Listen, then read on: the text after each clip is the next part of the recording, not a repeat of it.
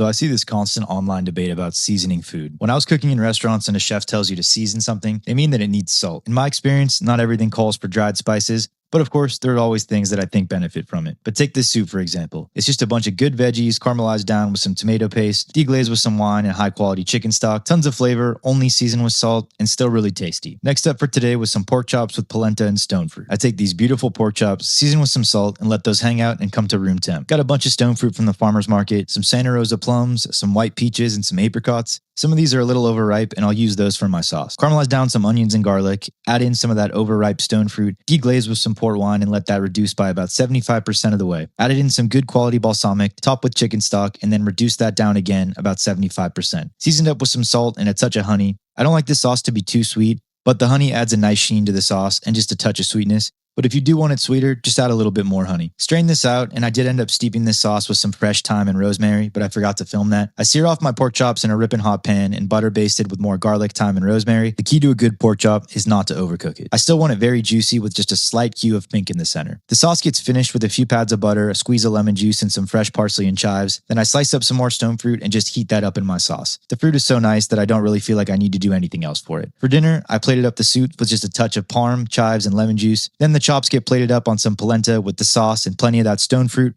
My clients love balsamic, so I just add a little extra drizzle on top. This is a full day of cooking without any dry spices being used, but I promise you all the food was seasoned.